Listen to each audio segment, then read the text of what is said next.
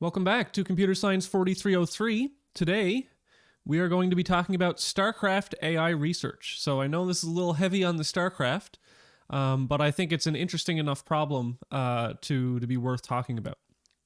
So, in the last few lectures, what we've basically been doing is talking about the project, because I want the project to be well done. It's the majority of the evaluation for the course, so I hope you're all taking it seriously. And tonight, if we look up here, today is March the 10th, the project proposal is due. So I've been added to a number of GitHub repos, so that's excellent. Thank you very much for adding that. And just make sure that if you don't add myself and the TA, both as collaborators on your GitHub repo, then we can't mark your proposal. So please make sure that you do that today, and just go in and look at your the properties for your GitHub repo, and you'll see that we're added and whether or not we've accepted that. So, like I said, today we're going to be talking about Starcraft AI research. So we're talking about one of the possible projects for the course project is a Starcraft bot, and we'll see sort of why that's worth doing. Like, why is that, academically interesting? So we're going to have a lot of fun talking about that, hopefully. So let's just jump into it. So here we go. Got my PowerPoint slides. So this is lecture 16, and we're going to be giving talk about Starcraft AI research, why it's interesting, why we would want to do that sort of thing, especially in academia. Is it a waste of money? Is it not a waste of money? Well, we'll see. So this is all about the motivation and introduction at first for Starcraft AI research, and then later I'll give specific examples of research that people have done in Starcraft AI, and mostly things that I've done because I'm more familiar with that. So this isn't meant to promote my own research. This research is a few years old at this point, but I just wanted you to, especially since you've come from 3200, so 3200 was a prereq for this course. Things like Minimax and Alpha Beta, depth first search, those sorts of things. So I'll show you how in my previous research I was able to apply algorithms like that to Starcraft. So if we recall back to one of the first lectures of Computer Science 3200, which is the Intro to AI course here at MUN, we talked about environment properties, right? And so here we have a number of different properties that can be applied to any environment. So when we go to decide on what AI system we want to have for a particular game or a particular problem, we have to look at which properties of the environment that the environment has. And based on those properties, that'll make certain algorithms applicable or not applicable, or maybe good or bad in that environment. So we had, I'm not going to go over the whole thing, but we had episodic versus sequential, single agent versus multi-agent, deterministic versus stochastic, fully observable versus partially observable, static versus dynamic environments, and discrete versus continuous environments. So Starcraft really sort of is one of the most challenging problems, probably the most challenging problem for an AI to solve, at least in terms of games. So based on these properties, Starcraft is quite a difficult problem to solve. So we've got multi-agents, so we've got multiple agents running around. You may also have control of multiple units. There's some randomness involved in the game. It's partially observable, meaning that you can't see what your opponent sees. It's dynamic, meaning that if you fail to make a move in time, then the opponent is just going to come steamroll you, right? It's not waiting like in a game like chess or checkers. And the only thing that it doesn't have is sort of this continuous factor that the real world has. The StarCraft universe is still computed in discrete time chunks. So real-time strategies, they are real-time. You have simultaneous moves, meaning both players are acting at the same time. It's non-deterministic. It has imperfect information. It has multi-unit control because I'm controlling multiple units at the same time. It has an unknown game engine, right? So the game engine is not perfectly well known to us, meaning that some things we expect to happen may not actually happen. And it has a very large state and action space as well. So just a quick thing about the state and action space of Starcraft. So we talked about state space calculations in 3200, but Starcraft really has this insanely large state space. And again, just as a recap, the state space meaning how many possible configurations of a game are there, right? So the state space gives us an idea for whether or not a game will be difficult to apply AI to. Now, it's not a necessary condition, or sorry, it's not a sufficient condition, but it is a necessary condition, meaning that if the state space isn't very large, then we could just apply some sort of brute force search, like A* or something like that, and solve the game. However, in StarCraft, we can see that the state space is absolutely gigantic. So let's take our maps in StarCraft. So our maps are sort of this grid structure, and if we break them down into tiles, then most maps are of size around 128 by 128. Usually, we can have up to 200 units on the map per player, and those units, there's probably 50 different unit types. And so if all we do is calculate all the different possible combinations of unit positions on the map, we've got 10 to the power of 1685 possible ways to configure units on the map. And that's not even considering things like the damage of those units, the current hit points, the current status, where they're moving. Like, the game is so gigantic, it's not even worth talking about this as a number at this point, right? So, like, 10 to the power of 80 is the number of atoms in the universe. So, like, if each atom in the universe had a universe in it, and each of those universes was a supercomputer, we couldn't possibly enumerate every possible state. So that's one way of just showing that, like, this game is quite difficult, and so we cannot possibly just, like, apply a brute force solution, okay? But just because the state space is big doesn't mean we can't apply any solutions to it. We can sort of abstract problems and look at them in a more high-level way, or break down the game so that it's not as complex, and then try and solve those easier subproblems. So these properties of RTS games are also the properties of robotics, if you think about it, right? So if we're trying to solve a problem in robotics, we've got these same problems. Not only in robotics, but in the real world as well. Right? So the idea behind StarCraft research, in my opinion, and game research or game AI research in general, is that if the game is difficult enough, like real-time strategy games, then the solutions you come up with for AI in that game could also be applied to problems in robotics and problems in the real world. So academically speaking, this isn't just about video games. This could be applied to real-world problems as well. But if we are just talking about video games are a gigantic economic benefit, right? There are hundreds of billions of dollars spent on video games every year. And that's back in 2018, because I'm too lazy to update this graph. Since the pandemic, video games, probably multiple hundreds of billions of dollars per year being spent on video games. And so even just economically, if we're able to make advances in AI in this huge economic space, then, you know, that's good enough on its own, in my opinion. So what does good AI do for us in a video game? Why would that benefit the space economically? Well, you could have better in-game AI. That's one thing you could do. So you could have more intelligent NPCs, which generally would result in a better single-player experience for people who are playing the game, in my opinion. Not only could you create better in-game AI, but you could sort of create offline AI as well, and that offline AI could be used for tools for game creation and game design. So, for example, let's say we had an AI that could play the game of StarCraft perfectly, right? We don't have that yet, but if we did have it, what we could do is use that for game testing. So if it can play it perfectly, and you know, you play Protoss versus Zerg and Zerg always wins, then maybe Zerg is pretty overpowered or something like that. So we could make tweaks and then have the AI play, and that would do things like reduce human testing. So for example, if you're an indie game studio and you've only got 5 or 6 employees, you don't have hundreds of people to go out and test your game. So you might be able to employ an AI to do something like that. So there's lots of... Game AI isn't just about in-game AI. It's becoming increasingly more about offline tools for game creation and game balancing as well.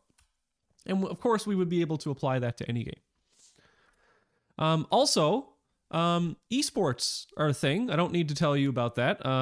You know, Twitch streaming is absolutely gigantic. We've got professional teams competing against each other for the last like 23, 24 years in things like Starcraft and Counter-Strike, MOBA games, Dota, League of Legends, all that sort of thing.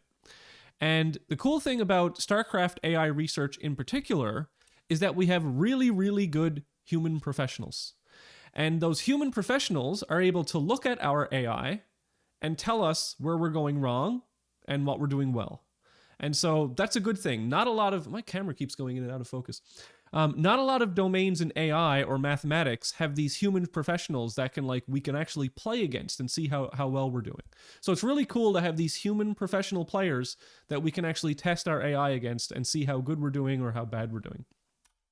And something that's been going on in AI for a very long time, especially game AI, is sort of this notion of human versus machine, right? So can the AI beat the world's best humans? And so far, for a lot of traditional board games like chess, checkers, and Go, yes, the AI can beat the world's best humans at that. However, for StarCraft, that's not yet the case, okay? And you may say, well, what about AlphaStar? If you've been keeping up with the game AI universe, there's this thing called AlphaStar. And AlphaStar was made by Google DeepMind, and they were able to play at a grandmaster level of StarCraft 2. So they have beaten some of the world's best humans, but not in like a tournament setting, or, you know, they're not beating the absolute world champion. And so still there is room to improve at StarCraft AI. So not only is there still room to improve with the world's best StarCraft AI system, but consider this as well. Let's look at Memorial University. That's the university where this course is taking place, right? So the 2018-2019, now I'm giving old figures here because I'm lining this up with the year that AlphaStar was released, which was 2019. So the operating budget for the entire university of this province with 20,000 students plus was $369 million Canadian. In the same year, Google DeepMind lost twice that amount of money. Okay? So Google DeepMind, now maybe they're profitable now, I don't know, but Google had so much money that they're letting their AI branch, which is DeepMind, lose billions of dollars, right? So how can anyone but Google make a system like AlphaStar? There were literally tens of millions of dollars spent on this system, right? So if you're some indie game developer and you want an AI for your game, you cannot approach it in the same way that Google made AlphaStar. So even if this is the way that you create the best possible game AI, using a combination of search and learning, deep learning, specifically deep reinforcement learning, you cannot do that as an indie game developer because it's just too expensive. And as an academic, it's literally impossible to keep up with their research because they are throwing billions of dollars at this research, right? So not only is it super expensive, but these huge deep learning, these deep neural nets that they're learning on are sucking in electricity at a rate that would boggle your mind, okay? So it's not quite at the level of crypto mining yet, but the environment kind of does matter, right? So not everything should just have massive deep learning neural networks thrown at it, okay? And not only was there a bunch of deep neural nets thrown at this, but when they did the AlphaStar, the game playing that they learned from, they were playing 80,000 games of StarCraft 2 at the same time. So they had at least 80,000 CPUs working on this.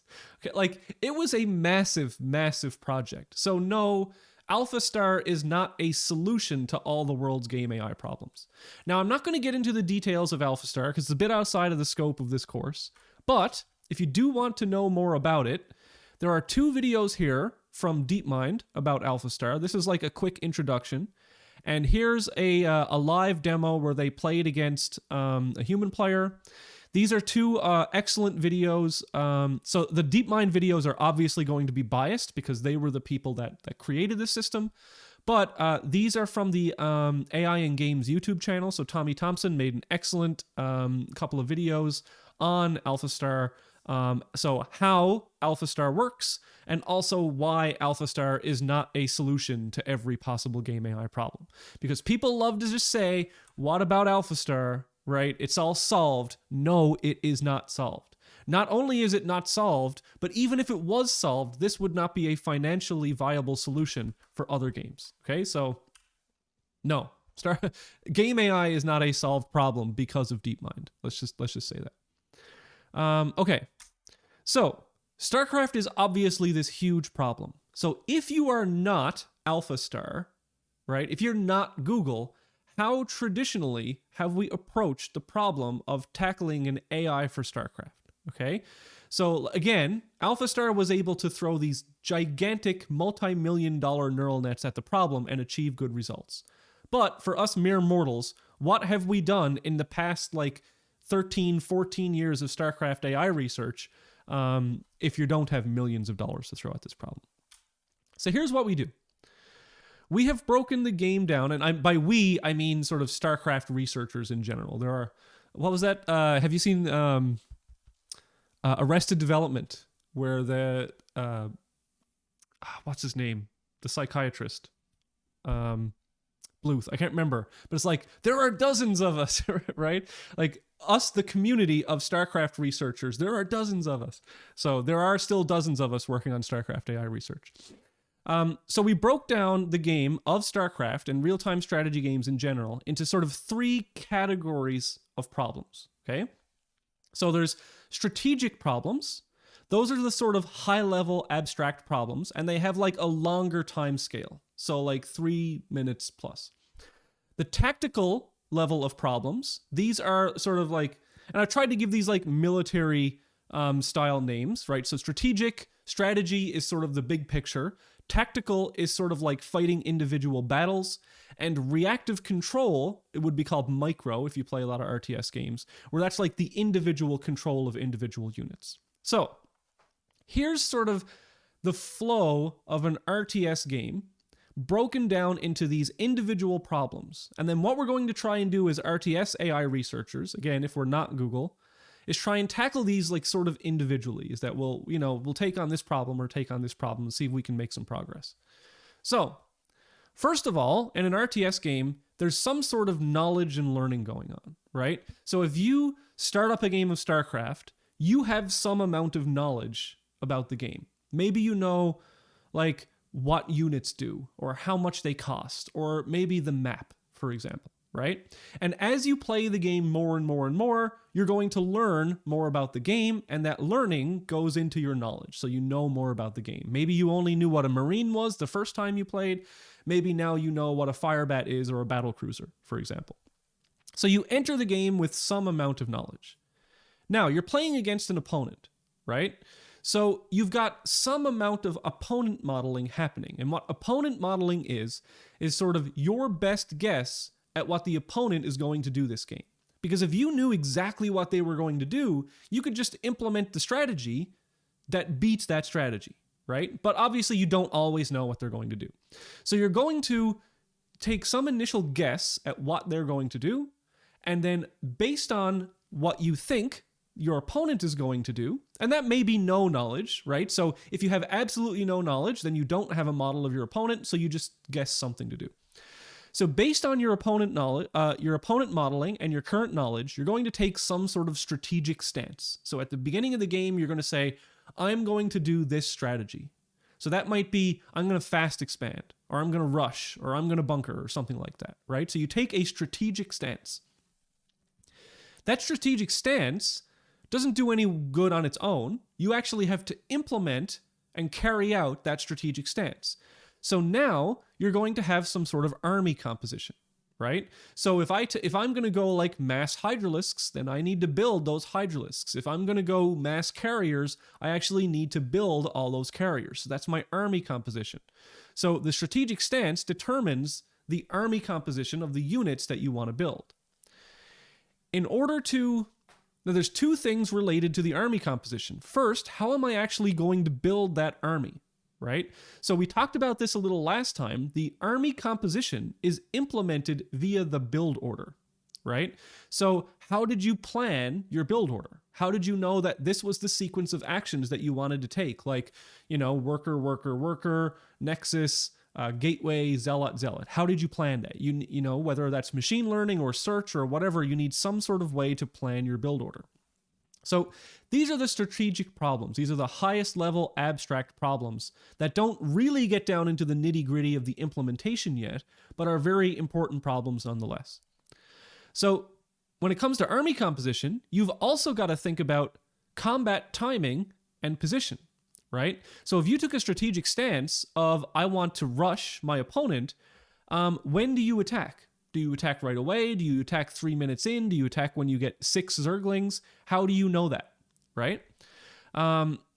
Also, when you do the army composition and the build order planning, you need to know where to build those buildings and where to place your units defensively or offensively, right? So that ties into the scouting problem, which is another tactical mid-level problem, where as you play the game, you're constantly scouting your opponent and getting new information. So now that you've scouted your opponent and got new information, that new information helps you learn, and that updates your opponent model, which updates your strategic stance, which updates your army composition, right? So if you've seen, okay, I was going to attack, but I scouted that now they have like 15 cannons. And so they've turtled up really, really well. So what I should do as a StarCraft player is I'm not going to attack into 15 cannons. I'm going to expand all over the map and get a ton of resources so that later in the game, they've wasted all this money on cannons. So I can't kill them right now, but if I go economy right now, then I can kill them later, right? So this is sort of a cycle here where you guess something that you're going to do initially, then you start building that. Based on the scouting, you update your stance, and that updates everything, and it's sort of this cycle. Now, once you know exactly what it is you want to do, then you get to the reactive control problems, where you have actual unit micro. So you say, I want to kill that cannon. How do I guide my units most effectively to actually kill that cannon? And that involves things like target selection and multi-agent pathfinding. So I may actually need to plan the path to walk through the level to get to that stage, right? So, excuse me. So this is a diagram from my PhD thesis, and I spent a lot of time thinking about this, and this is kind of how humans play the game, right? If you talk to an expert player, and we've talked to a bunch of expert players, and we say, does this diagram make sense? And yes, it's sort of, it makes sense. This is sort of how humans decompose the game. They talk about strategy, they talked about scouting, they talk about opponent model, they talk about micro, that sort of thing. Now, just to let you know, AlphaStar didn't do a lot of this stuff, right? It just threw a, $10 million neural net at the problem and had good results. So you don't have to break it down like this, but again, for us mere mortals, this is what we sort of do. And for my research in particular, these are the two areas that I've focused most of my time on, was on build order planning. So if I am given an army composition, how do I most effectively build that army? And also unit micromanagement in combat. So if I have these units and you have those units, how do I most effectively micro my units so that, I can kill your units most effectively? So I don't have time to talk about every single thing that's ever happened in StarCraft research, so let's just talk about the stuff that I've done. Why not? Let's be selfish. And it might be interesting to you because I think that if you have done 3200, you will completely understand the things that I've done here. Okay, so the first one, build order optimization. So what is a build order? We've talked about this already in this course. It's a sequence of economic actions. So it's a list of buildings and units to build in order. And what a lot of players do is they play a lot and they memorize these opening books like worker, worker, worker, barracks, build a bunch of marines, etc., etc. They can be really complex. Build order optimization is an AI problem. Well, it's a StarCraft problem, but the AI problem that I wanted to solve was the following. If I'm given a current game state, so a current state of the environment, and I'm given a goal number of units that I want to reach. So let's just say, for example, it's the start of the game, and I want to build 4 Marines, right? Then I'm going to feed that goal and that state into this build order search system that I wrote, and the output of that build order search system is going to be an economic sequence of build order actions. So build a worker, build an SC, build a supply depot, build a barracks, like all that exact sequence of actions. So that was the thing I wanted to do, and I wanted this to actually work in the game of StarCraft, right? So I wanted to be able to do search in StarCraft. Now, here was the first problem. I had to write a simulator because we don't have access to the StarCraft source code, right? And that's changed a little bit. We kind of do have access to that now. So there's something called OpenBW, which is a reverse engineering of the StarCraft engine. However, and we do have BW API, which allows us to control StarCraft. But since you took 3200, you know that in order to do search effectively, I have to be able to like create this search tree, and I have to be able to like fast forward and rewind states and save them and load them very quickly. And neither of these things let me do that very effectively, right? The OpenBW is for just like simulating the actual game, the entire game of StarCraft, not just build orders, so it would be really inefficient. So what I had to do was write my own build order simulator. So I gave it this, clever name called BOSS, which is the build order search system. And this is what you do. If you want to focus on a particular aspect of a video game to do AI for that particular aspect, well, if this is the full engine of StarCraft, right, then this is BOSS. It's a little tiny engine that does a little tiny part of that thing, right? But it did completely simulate the build order system within StarCraft, well, with a few abstractions. So it factors in the amount of time things take, the amount of money things take. It gathers minerals and gas and stuff like that. It just gives us enough information to be able to do build order planning. So the algorithm that I chose back then was called depth first branch and bound. And depth first branch and bound, I'll get into that in a second, but it's essentially just a depth first search where I have a current bound of a current amount of time. And if any future search goes beyond that bound, then I prune it. I don't search there. And what we wanted to do for this particular research was optimize the build order make span. So make span is a fancy academic term for the amount of time that a build order takes to actually execute, right? So for example, if you said, give me 6 Mutalisks, the thing that my search algorithm would do would give you the fastest build order. Now, the fastest build order is not always the thing that you want, right? Because let's say, for example, you wanted 6 Mutalisks as fast as possible. Well, the fastest possible build order to 6 Mutalisks gets no intermediary defenses, right? It doesn't make any Zerglings, it doesn't make any Sunkens, and so if anyone attacks you, you're just going to die. So just keep in mind that this was for purely optimizing build order make span, which is like get things as fast as possible. So why did I choose this DFBB algorithm? Well, it had very low memory usage, right? So now all those things we learned in 3200 start to make sense in the real world, right? So I'm building a StarCraft bot. I need this to run really, really fast. I need to be able to put a time limit on it, and I need it to use low memory. And if we remember, depth first search had the lowest memory usage of any algorithm, right? Because you only have to store memory equal to the current depth of the search. It's an anytime algorithm, meaning that it will find better and better solutions until we say stop looking for solutions. So an algorithm like, let me keep going. We could also save and load the search at any time. So for example, if I'm doing a StarCraft bot, I may only have one thread to work with. So rather than spin up a new thread and do the search in a new thread, what we did was I can save and load the search and continue it like frame by frame by frame. And I can also use upper and lower bound heuristics for this search. So why wouldn't I use something like AlphaStar for this? Can anyone in the chat? Sorry, I got cat hairs in my nose again. Can anyone in the chat tell me why I wouldn't want to use something like AlphaStar for this problem in a real StarCraft setting? And I'll take a drink while you think about that.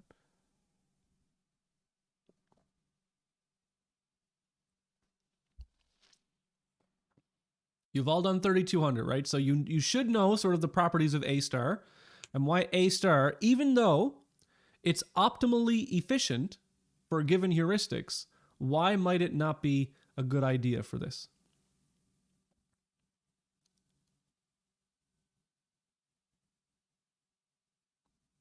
Okay, so I got a couple of responses. One like it can't respond fast enough.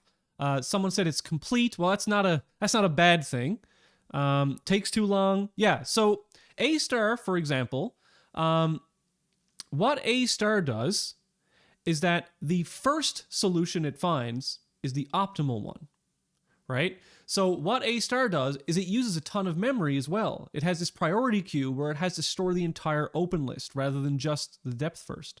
So you've got this huge open list, and you're not finding sort of any suboptimal solutions. The first solution you get is the optimal one. So you could run it for minutes and not get any solution back. But if you're playing StarCraft, you need a solution right now, right? So I wanted an algorithm that might initially find bad solutions, but then improve those solutions over time. So AlphaStar is not anytime like that. It's just, I'm going to run it and it's going to find the solution or it isn't. And also it uses a ton of memory. So this is, we go back to these properties of environments, and when we have a real world problem like this that we want to solve, we can say, okay, why would you choose depth first over AlphaStar, right? So if you're applying for an AI job somewhere, that might be a question that the contractor or the interviewer might ask, is you should know like when to choose which algorithm. So let's have a look at this. Here's an example of a tree for the build order search for StarCraft. So we start up here with a probe, okay? So these branches are the legal actions that I can take at any game, at any point of this search. So this is the point of the game at which I have built my first pylon, okay? So I've already built 4 workers and a pylon. Now what can I do after that? Well, it's before my first. No, I have a pylon. So after that, what can I do, right? Well, I could either build a pylon, or I could build a probe, or I could build a gateway, right? So this is the beginning of a Protoss game. What are my legal actions? So I can build a pylon, a probe, or a gateway. Well, if I build a gateway, what could I do? If I build a pylon, what could I do? If I build a probe, what could I do? So it's sort of this exhaustive search of the possible things that we could do in order to create build orders, okay? So, but if it's an exhaustive search, why doesn't it take too long? Well, we're about to see.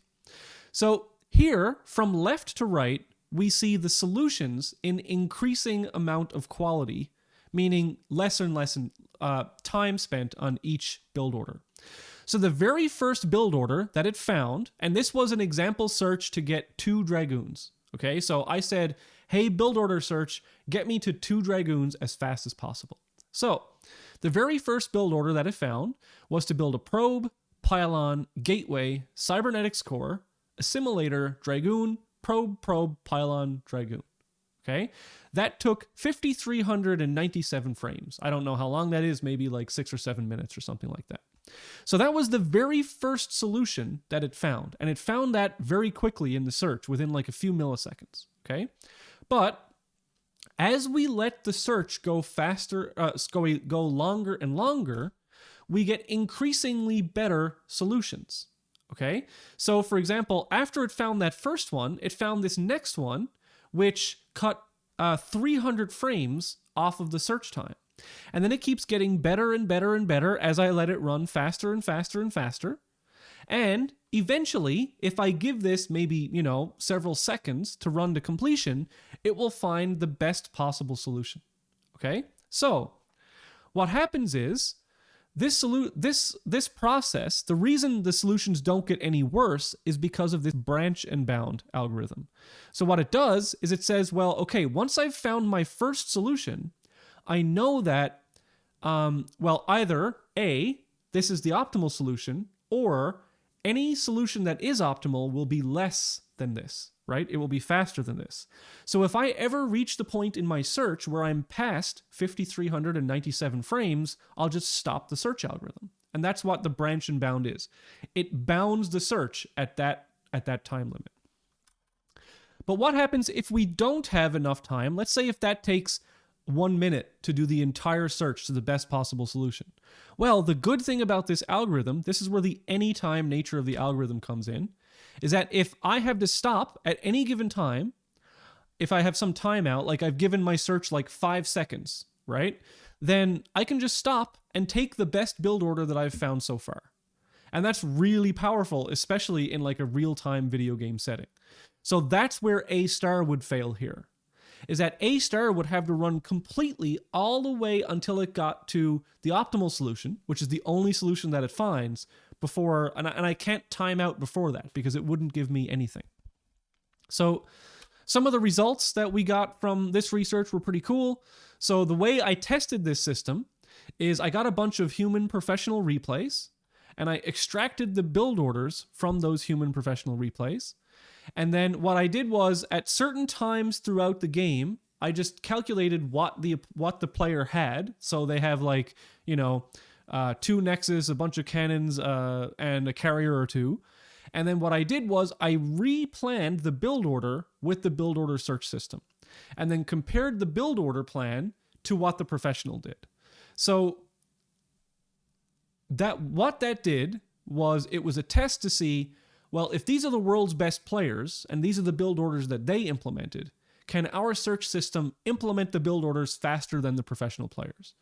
And so the results were that all of the build orders were solved, meaning that we found plans for all of those build orders. Like 99% of them were faster than the humans. And the solve time was 4% of the make span time. So what that meant was, if a build order was 100 seconds long, it took on average 4 seconds to find the optimal build order. Okay, so 4 seconds in the real game, that's almost nothing. So, they ran very fast in the real game as well. And you can also implement heuristics with this, okay? So we talked about heuristics in 3200, but the heuristics in this depth-first branch and bound work a little bit differently. And so what I did was I had a resource gathering bound as well as a landmark heuristic.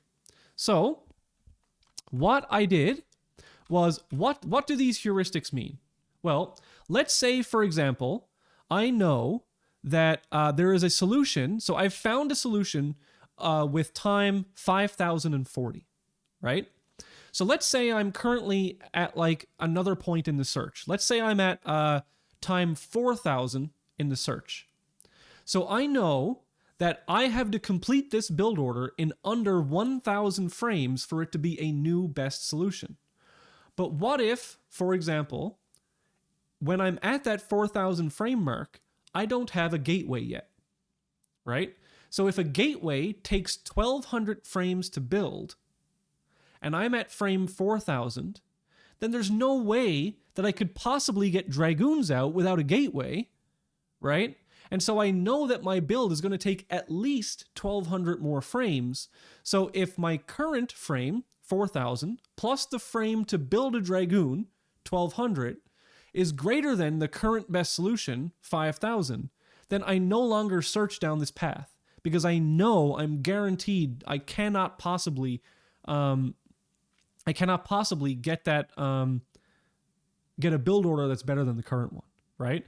So the cool thing is, that's a really powerful heuristic in StarCraft because of the tech tree, right? There's a build order tech tree that I can follow. So for example, if I want to build a, let's say a Dragoon, right? Well, in order to build a Dragoon, I first need a pylon, then I need a gateway, then I need a cybernetics core. And the cybernetics core requires the gateway to be built, and the gateway requires the pylon to be built. And so I know that in order to get one Dragoon, I'm going to at least need the time it takes to build a pylon, plus a gateway, plus a cybernetics core, plus a Dragoon. And that's sort of this lower bound heuristic that I used, and that was called a landmark heuristic, meaning what things do I need to build in order to get this thing? And so you can use that as a heuristic to prune the search, and it was really, really powerful. Okay, I'm gonna skip these slides because they don't really make much sense. But what I do have, which is pretty cool, which may help you on your project. Oh, someone asked total solve time for multiple searches. So that 4% thing meant that for any build order search that we did, on average, the amount of actual time, CPU time, that it took to find the build order was on the order of 4% of the amount of time it would take to carry out the build order. Okay, so that's for any given search. That's what that means. All right, I do have a demo. So let me load this up real quick. And I'm going to paste this in the chat. So that'll be in the chat, and you can go look at this. So I actually wanted to show you this real cool. Real quick. Someone asked, why did you need to find 2 Dragoons? Shouldn't it have stopped at the first? Well, that example that I showed you, the goal of the search that I put into the system was just make two Dragoons. So it was just an example. You could have it be 5 Dragoons or 10 Dragoons or 3 Marines or 2 battlecruisers. It doesn't matter, right? So here's what I've done is I took that build order search system and I made a little bit of a visualizer. So this here looks like a horrible, horrible interface, but I promise you it's not a horrible, well, it looks bad, but it's very functional. So let's look at this. Here what I've got is at the top, I've got a starting state, and on the bottom, I have a build order, which is a sequence of economic actions, okay? So up here, I've got an example of a Protoss starting state and a Protoss build order, and this build order down here builds 4 Dark Templars, okay? So this is a build order that has 4 Dark Templars. The second one here, this is a Terran starting state, and a Terran build order, and this Terran build order gets me to 2 battlecruisers. And this is a Zerg build order, and this gets me to 12 Mutalisks, okay? So what this does not do the build order planning, but it does do the build order visualization. So this is pretty neat.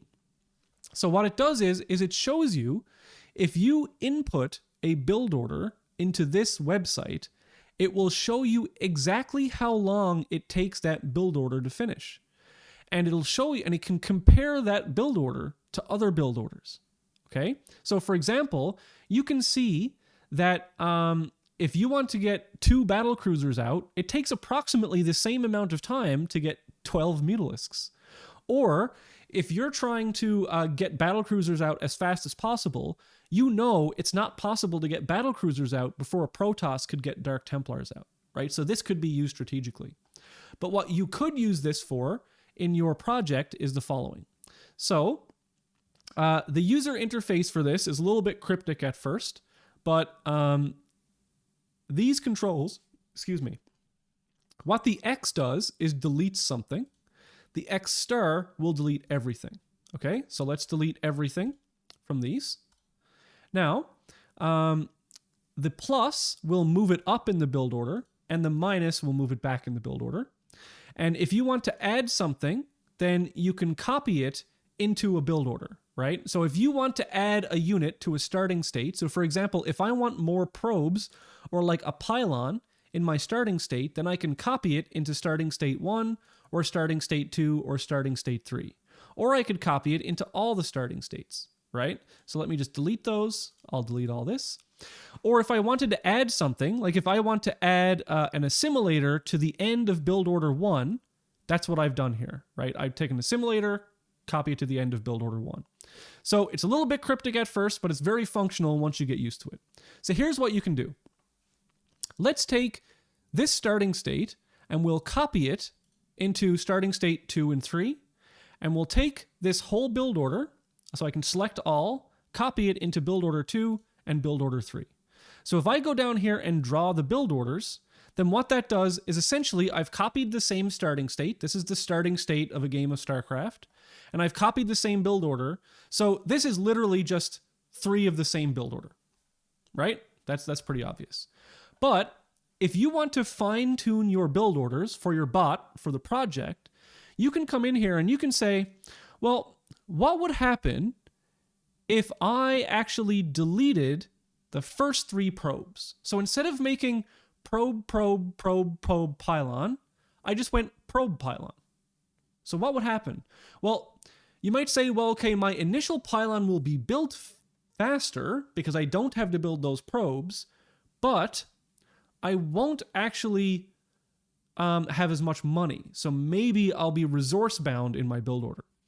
And in the second one, I could say, well, what would happen if I tried to build 4 Dark Templars, but I only had 1 gateway instead of 2 gateways? So let's delete that gateway. Okay? So the first build order is the original one.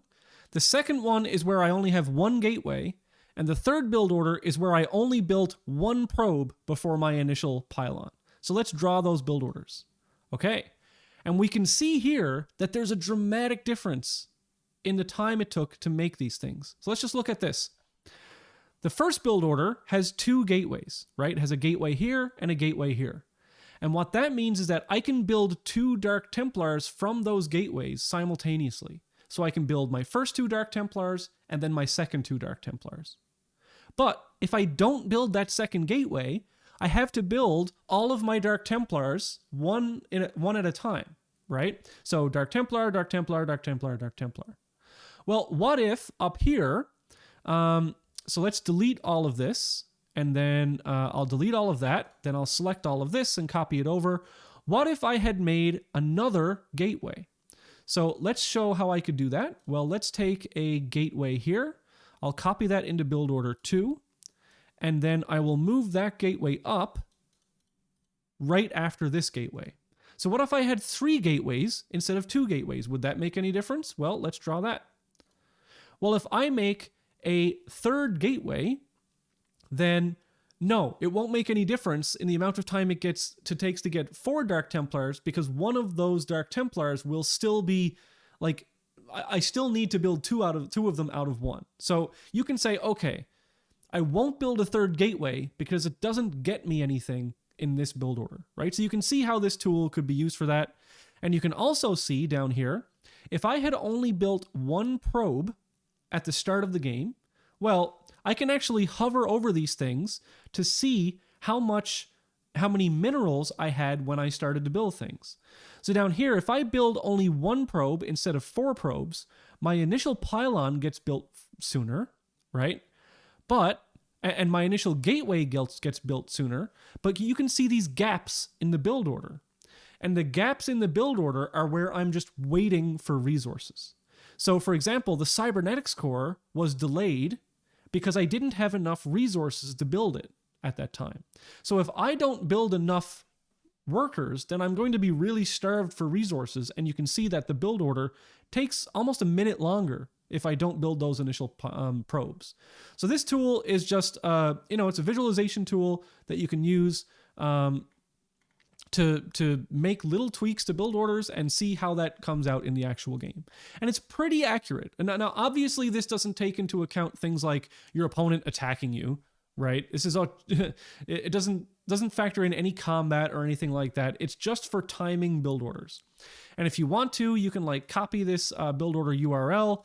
It'll give you the URL that's copied, and I could like paste that in the chat here. Oh, okay, it's over the character limit of a Twitch chat. But you can see like you can share this with your friends and see like, okay, I tried this build order and this build order, and this happened versus this happened. So that came out of the build order search system, and it's a neat tool. All right, so let's go back to the presentation. Next, algorithms for real-time strategy game combat. So this is another thing that I worked on. So I did build orders, and I said, okay, build orders are cool. I want to try some combat stuff now. And again, some of the problems with combat are that it's real time, right? So if you don't make a move fast enough, your opponent is just going to kill you. You need state evaluation for search. So remember back in 3200 when we did sort of combat search, we did Minimax for Connect 4. And you needed some way of evaluating the state, right? Whether or not you had won or lost or in between, who's winning that state. State evaluation is quite difficult in a game like Starcraft. So Real-time search. You have very, very little time to decide on a move in a game of StarCraft. You might have just a few milliseconds, right? And again, we don't have access to the StarCraft source code. You could say, well, we do have BW API, but again, we can't save or load states with BW API, so I had to write another simulator. This time, instead of for build orders, it was for combat in StarCraft. So I got a lot of experience writing these simulators, right? So this was Starcraft. So Starcraft was a simulator that I wrote with a clever name, right? And what it does is it simulates combat in StarCraft, but as you can see, there are some abstractions made. It does not do unit collisions, for example. So what it's mainly used for is simple movement and target selection problems.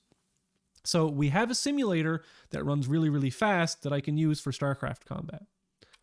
So after I've got the simulator, how do I do state evaluation? State evaluation is very difficult, right? You saw that when you did Connect 4. So what is state evaluation again? Well, if we're doing a tree search, right, like Minimax or Alpha Beta or something like that, you need to know how good a particular state is. So we tried a bunch of different things for StarCraft. The first thing that we did was try to come up with a formula for who's winning in a game of, like in a battle, right? So for example, let's say that I have a Dragoon and 2 Zealots, and you have 2 Marines and a tank. So we tried to come up with a formula for who's winning that.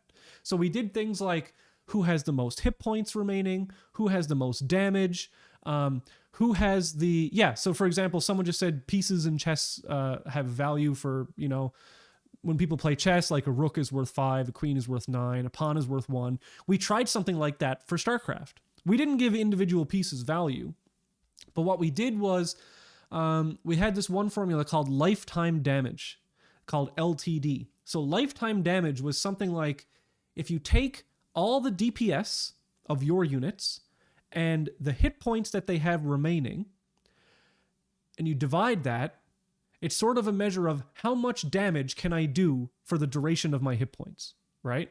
And we did that. So if I have a bigger number than you have, then maybe I'll win the fight, right? That worked okay, but it didn't work really well.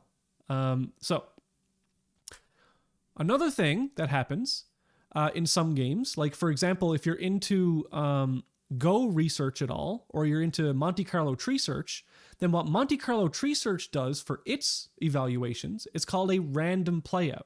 So the idea behind a random playout for state evaluation says, if you're at a particular state of the game, and one way you can evaluate it is by just taking random actions from now until the end of the state, right? Or at the end of the game.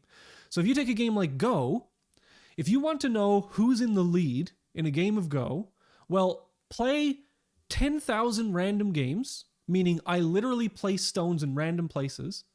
And after 10,000 random games from that state, if the player with the black pieces won 90% of those games doing random things, then it's probably the fact that that player was in the lead or winning or at an advantageous state when you started that simulation.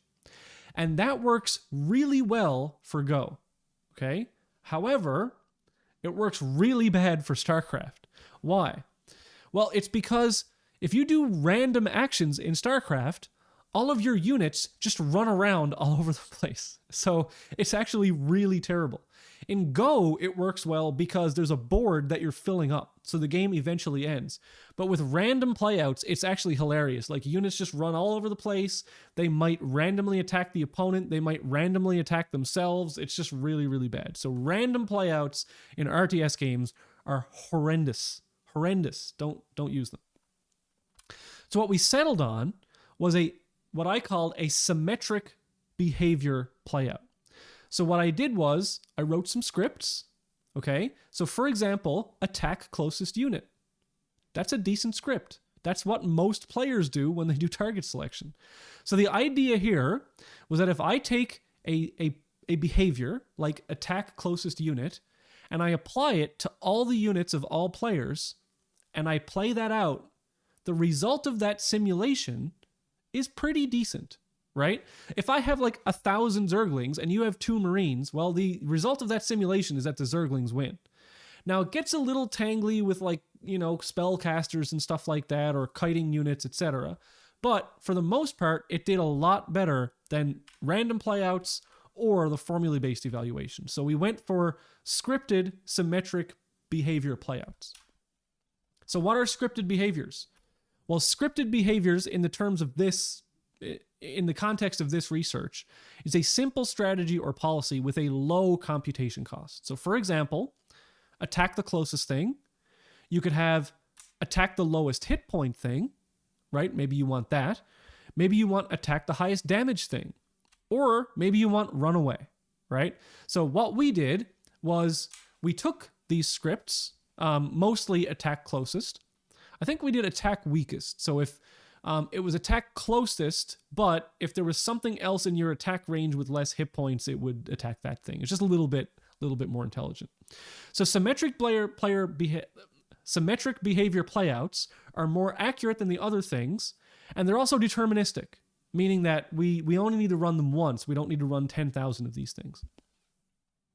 So that's how we did state evaluation for search in StarCraft. Now we also have the multi-unit control problem, right? So in StarCraft, one unit has one action. But if you're a player and you're trying to do AI, right, then you have to decide on an action for each unit. So a player move is an assignment of an action to each unit in the game. So if you have U number of units and A number of actions per unit, then the number of possible ways of assigning actions to units is A to the power of U. So you can't just do something like pure minimax because there's just too many moves, right? If you have 10 units, each with up, down, left, right, and shoot, it's like quadrillions of actions. It's just way too many actions. So what we did was we tried a bunch of algorithms. So what is this slide saying? Okay, so traditional search algorithms, like we saw like Minimax, for example, we had to modify those algorithms. And in one of my earlier papers, so traditional algorithms are like alternating move games. I take a move, you take a move. And they're also instantaneous actions. So real-time strategy games have simultaneous moves where you're acting against each other at the same time, unlike chess. And you also have durative actions, meaning that an attack takes some amount of time. It's not just an instantaneous move of a chess piece. So what we had to do in the simulator, we accounted for this. We had to modify alpha, beta, and Monte Carlo tree search because something like this would happen. So we have a tree search. If this was like Connect 4 or chess or Go, you would see alternating colors, right? Min, max, min, max, min, max. Or if we have blue marine, a green zergling, it would be blue, green, blue, green. But what happens in this search is that the zergling can attack faster than the marine. So the zergling might get more actions in a row before the marine can even do anything, right? So we had to modify the algorithms to account for this, and it's outside the scope of this, but we accounted for those things, is what I'm saying. So the first thing I did was write this algorithm called alpha beta considering duration. So it was alpha beta, but it allowed for things like duration actions, etc. And what happened was ABCD, it's a clever algorithm name, right? It beat all the scripted players 90% of the time. And if you knew which script it was that it was playing against, it could opponent model and it won almost 100% of the time. So this search algorithm was really good. It beat the scripted players. And I also modified the UCT algorithm, so that's a version of Monte Carlo tree search, and that performed alpha beta for larger size battles. However, the real problem here is that this really only works for small battle sizes because of that exponential number of action problem. So we have this exponential branching factor. We have a to the power of u actions, right? These are all different action to unit assignments. So we can't even escape depth 1 of the search sometimes. If we have a million possible actions, then I don't get past the first depth of minimax, right? So for Connect 4, remember, you had 7 actions, right? You had just 7 actions. So you could go 7 times 7 times 7 times 7. But if you have a million actions, it's a million times, well, you don't even get past a million in a few milliseconds. So the next thing I tried was something called a greedy search or hill climbing. So a greedy search algorithm is one that always heads, it doesn't do this sort of backtracking like a depth first search would do, like alpha, beta, or minimax. So it doesn't back up and try and find something better. It just goes straight forward and it just finds the best thing it can until it gets stuck. Okay, so that's what a greedy search is. So the next algorithm I came up with was called portfolio greedy search. So portfolio greedy search, here's how it worked. It's going to have 3 components.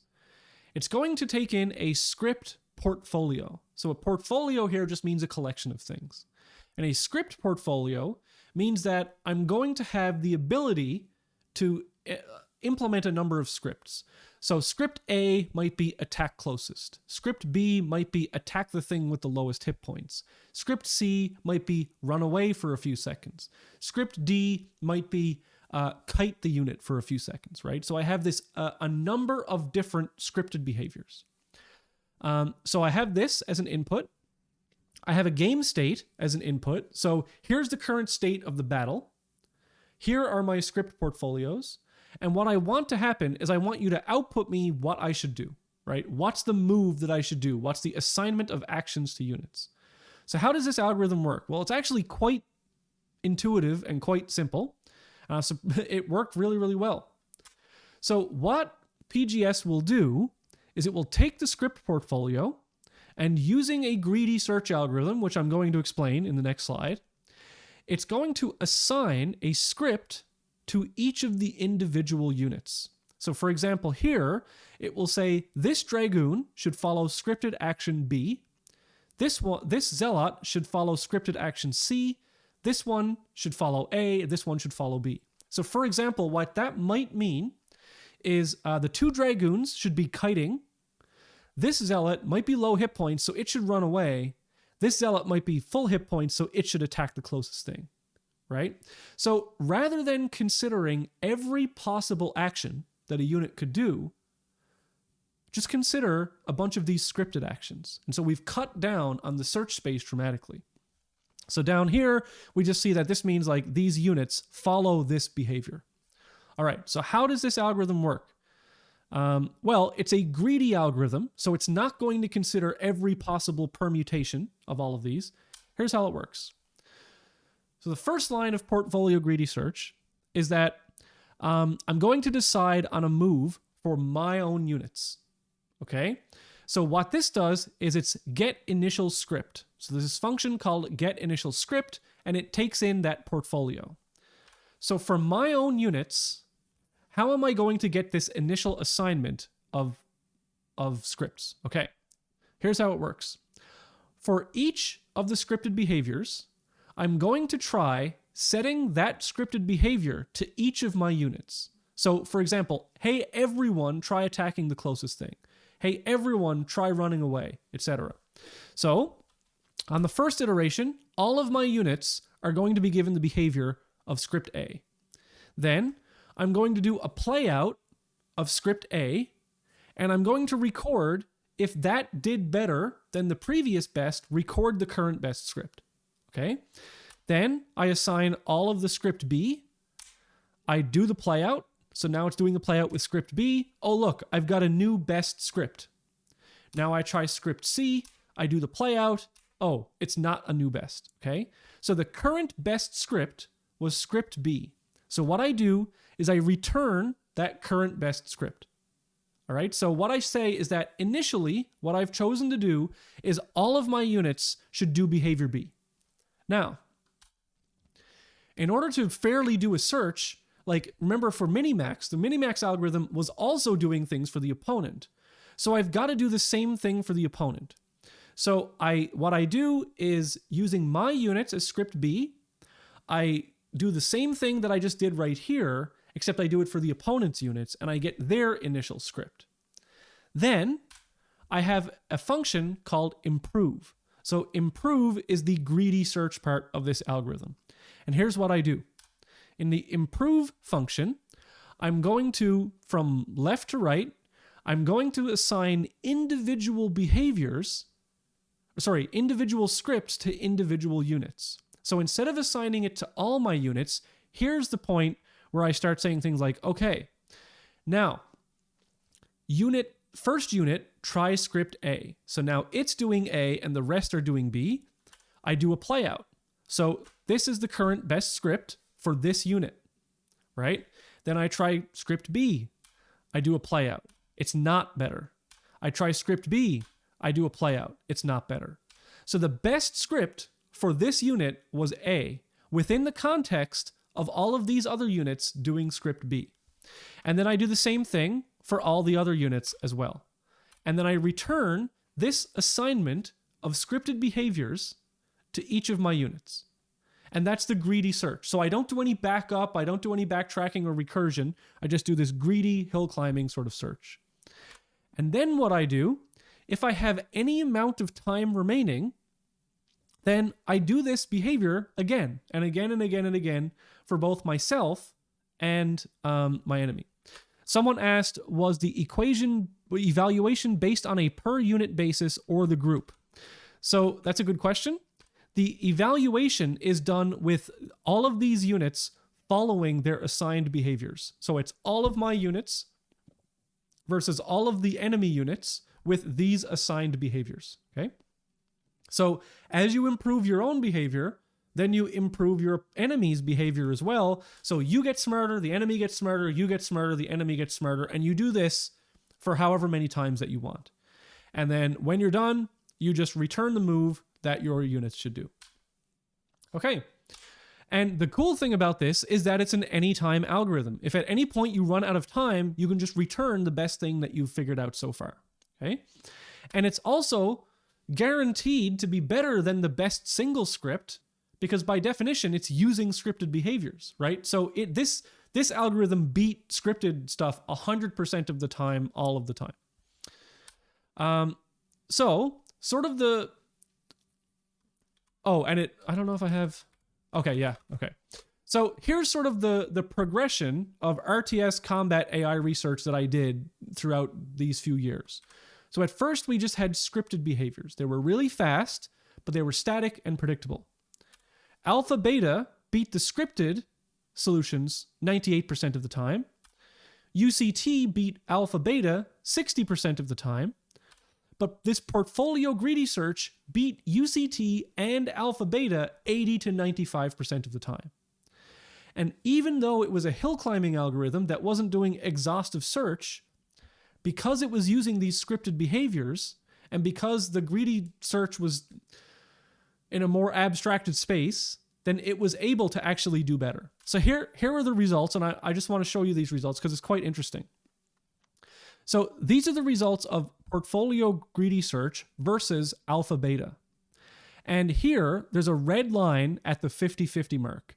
So if this graph is above the red line, it means that PGS was better. If it's below the red line, it means that Alpha Beta was better.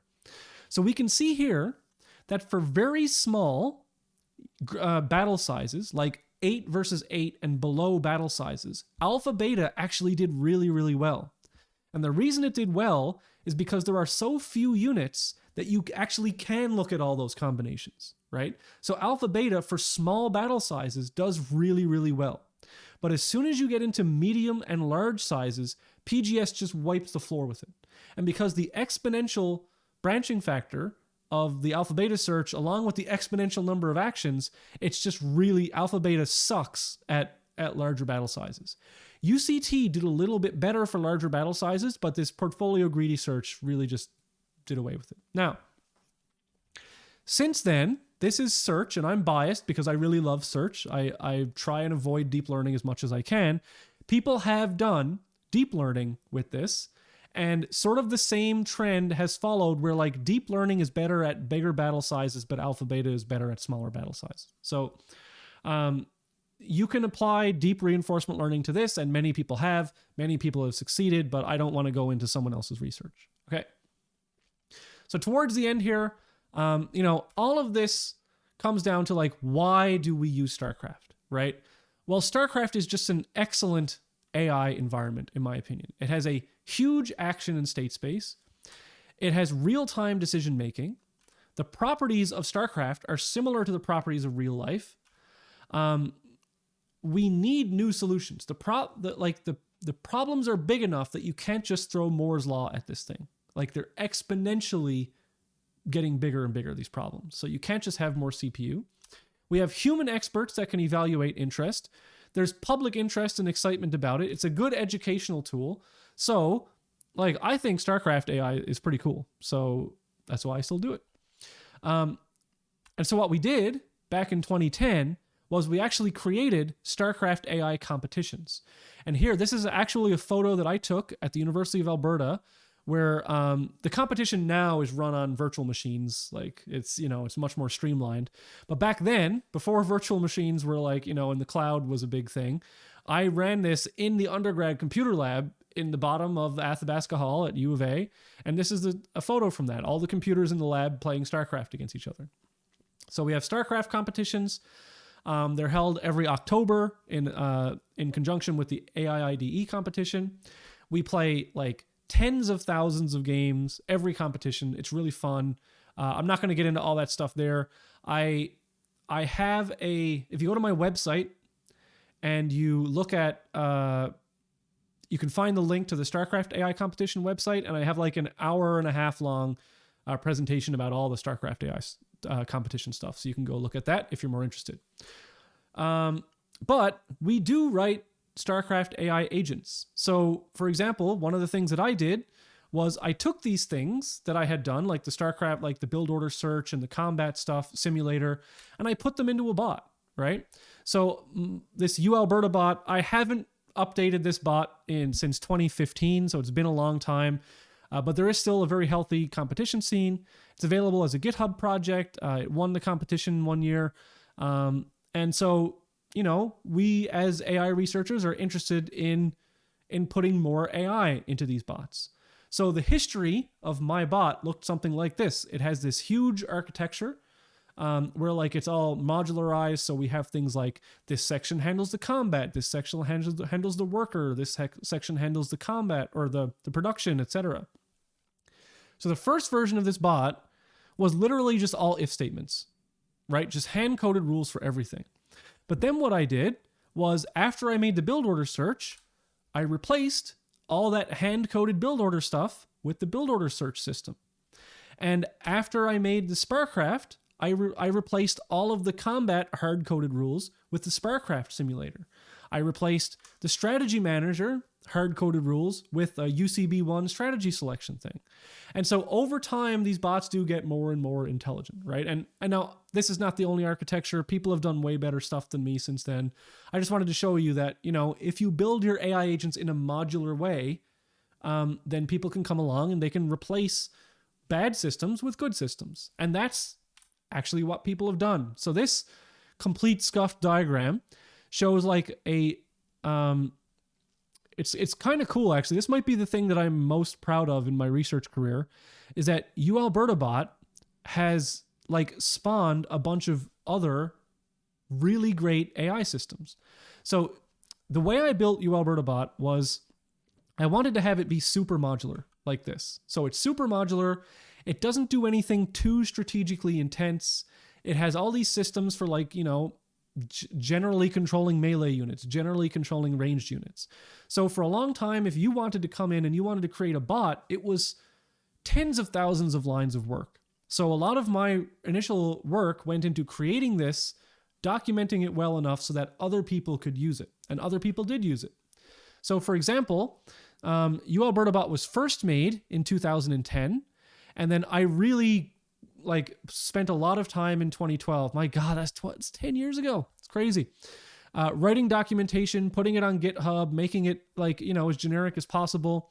And after I did that, people started using it. So like NooseBot, Bonjwa in 2013 were based on UAlbertaBot. In 2015, there was Steamhammer, an excellent bot by Jay Scott, took UAlbertaBot, fixed a bunch of things, and then based on that, there was also like Overkill that was based on UAlbertaBot, Flash, AIlian, WoolyBot. There were like 4 different bots that year that were based on it. Then the next year, Locutus and Microwave were based on Steamhammer that was based on UAlbertaBot. The next year, the 2010 version, so in 2018, the 2012 version of UAlbertaBot was used by Samsung. And so Samsung created SIDA based on UAlbertaBot. And so this was really interesting how, so they won the competition. The Samsung team won the competition in 2018. And when I looked at their bot, here was my like 8-year-old comments in the code about things that I had to fix and stuff. So it's kind of cool, you know, if you release open source software, people will use it. Then based on Locutus, there was like CSE and Dakin. And then lightly based on Locutus, Stardust has been one of the best performing bots since 2020. And so it's kind of cool, you know, that there's this like family tree of bots. And I take no credit for all of the amazing things that these people have done strategically in the competition. But it is cool that this architecture has sort of evolved over the years. And like, if you wanted to make a bot now, you know, you wouldn't go use the original version of UAlbertaBot. You'd probably go use Steamhammer because Steamhammer improved on a number of things from UAlbertaBot. But that's, you know, it's the whole nature of open academic sharing and freedom. Like, to me, it makes no sense to do this and just hide it in a closet like Google does, right? So Google will do all of this stuff and they'll just keep it completely secret, and that will die in some Git repository on a Google server and no one will ever be able to use it, right? Now, maybe Google stuff is so good that maybe you don't want some foreign army using their code to like pilot drones or whatever. I kind of understand that. But what we did in the community, like as the organizer of one of these competitions, I made sure it was open source and it stayed open source so that this sort of thing could happen. And then what I did in 2016, I think, or 2017, is I took UAlbertaBot, and that was the year that Google was releasing the Starcraft 2 API. And so I wrote Command Center, which was essentially UAlbertaBot for Starcraft 2. I gave it a new name because I had moved on from University of Alberta, and I was at MUN, so I didn't want to like, you know, continue on the UAlbertaBot name. So I just called it Command Center. It has a similar structure. These are just some things, technical things. It has like the same sort of abstract thing that you can, and hierarchy where you can replace modules. It has a bunch of map tools and stuff built into it already. So a bunch of people, it has like base locations, and for building of buildings, it's all like borrowed from UAlbertaBot systems. And I did all of that so that people coming into StarCraft 2 development could use that bot if they wanted to. And so at the very beginning, a number of people did use Command Center. It was like 5 or 6 people like built bots based on that. Now, since then, the same sort of thing has happened. Like people built better bots, and the StarCraft 2 API has changed. And so like Command Center probably doesn't even work anymore, but like I can't maintain all my projects after all these years, but it's really cool that it was successful for that amount of time. So that's StarCraft AI. I'm pretty proud of all that stuff, you know, like a lot of research being done, cited a bunch of times, you know, got me a job as a teacher, as a professor, doing more research into game AI research. And so if you ever thought about like, here's the sort of takeaway, something practical that you can take away from all of this, is that like I was doing robotics for my master's. My entire master's thesis was on robotics. And I wasn't sure if I wanted to do my PhD, but I certainly didn't want to go like work for some oil and gas company or something like that. So I applied for a grant for my PhD research. I got some funding, and I went to the University of Alberta to work with someone on robotics. Then I took a game AI class, and I fell in love with it. Game AI was like the thing I was put on this earth to do, in my opinion. So I went to my old supervisor. I said, I'm sorry. I just took this class in game AI, and that's what my life is like going to be about now. And so I actually switched supervisors a year into my PhD, threw out all that work, started working with Michael Burrow, the guy who taught me the game AI class, because at the end of that class, he basically said, hey, I want to do some RTS AI research. Who wants to do that? Right? So I could have sat there and said, and had the sunk cost fallacy of saying, well, I've already got a year into my PhD. I've already done a bunch of research. I've already done a bunch of work with this other guy. But like, follow what you love, please. Like, do not, and I understand if you're at a job and you've got a bunch of kids, like, you know, you need income.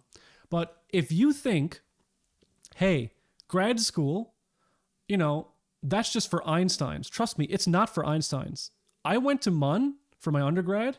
I had like a 74 average in the computer science course that I'm now teaching you, right? Like, I did not do academically very well, but I tried out the master's because I thought I might like it. Ended up being my entire life is like this research sort of thing in teaching. So please don't ever feel like it's too late to do something because you've already started something else, because it literally changed my life. And if you ever do think about, hey, you know, I could be working on the stuff that's in this course for my master's or a PhD, or maybe go on to be an academic or whatever, or even just do a master's and then get hired at some company to do game AI, right? It's a possibility that is completely open to you. So just keep in mind that if this sort of stuff interests you, or that sort of research seems cool to you, you can literally get paid to go to grad school to work on problems like that. Okay, so that's the takeaway from this is don't, just because you didn't think that grad school was a thing that was for you, or it was just for like, you know, giga nerds or something like that. It's really not. I guess I am a bit of a giga nerd, but you could be one of us, right? And do a master's as well. So that's it for the Starcraft AI research talk. I hope you found it interesting. It's, you know, I obviously find it interesting and like talking about it. And the quiz will be released at 5 p.m. So in an hour and a half, there'll be the quiz that's released. And the quiz is going to be covering the last 4 lectures, because it's all basically project stuff.